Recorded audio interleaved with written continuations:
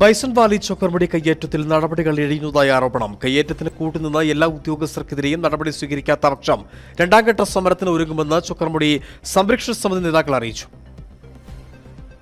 ബൈസൺവാലി ചൊക്രമുടിയിൽ സർക്കാർ ഭൂമിയിലെ കയ്യേറ്റം സ്ഥിരീകരിച്ചിട്ടും തുടർ നടപടികൾ വൈകുകയാണെന്ന ചൊക്രമുടി സംരക്ഷണ സമിതി chairman Santhosh Bhaskaran, convener VK.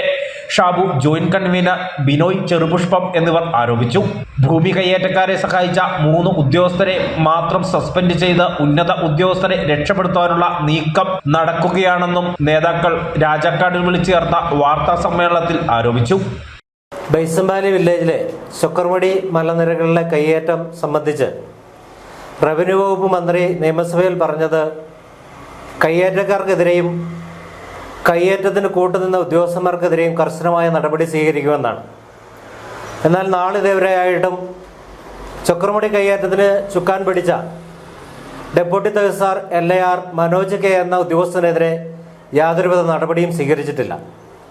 അതോടൊപ്പം തന്നെ അന്വേഷണത്തിന്റെ ഭാഗമായി സസ്പെൻഷനിൽ നിൽക്കുന്ന taluk tahsildar, village officer, surveyor എന്നിവർക്കെതിരെ സസ്പെൻഷൻ നടപടി ഉണ്ടായിട്ടുണ്ടെങ്കിലും തുടരന്വേഷണം നടന്നിട്ടില്ല. തുടരന്വേഷണം നടത്തി അവർക്കെതിരെ ശിക്ഷാ നടപടികൾ സ്വീകരിക്കണമെന്നാണ് സമിതിക്ക് ആവശ്യപ്പെടാനുള്ളത്. അതോടൊപ്പം തന്നെ ചൊക്കർമുടി മലനിരകളിലെ മറ്റ് അനവധിയായ ഭൂമി കയ്യേറ്റങ്ങൾക്കെതിരെ നടപടി സ്വീകരിക്കുമെന്ന് മന്ത്രി നിയമസഭയിൽ പറഞ്ഞിട്ടുണ്ടെങ്കിലും ഇതുവരെയായിട്ട് യാതൊരുവിധ നടപടികളും സ്വീകരിച്ചിട്ടില്ല. സർവേ നടത്തിയ അന്വേഷണങ്ങൾ പൂർത്തീകരിച്ച് എത്രയും പെട്ടെന്ന് തന്നെ കയ്യേറ്റക്കാർക്കെതിരെ നടപടിയെടുക്കണമെന്നാണ് ചൊക്കർമുടി സമരസമിതിക്ക് ആവശ്യപ്പെടാനുള്ളത്. അന്വേഷണം പൂർത്തിയായെങ്കിലും കയ്യേറ്റം ഒഴിപ്പിക്കാനുള്ള നടപടികൾ നാളിതുവരെ സ്വീകരിച്ചിട്ടില്ല.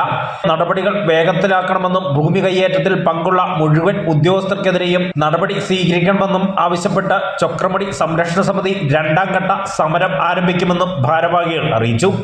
RDO ഓഫീസ് ഉപരോധമടക്കമുള്ള സമര പരിപാടികളാണ് 2ാം ഘട്ടത്തിൽ സമിതി ഏറ്റെടുത്ത് നടത്തുന്നതെന്നും നേതാക്കൾ അറിയിച്ചു. News bureau, Rajakkad.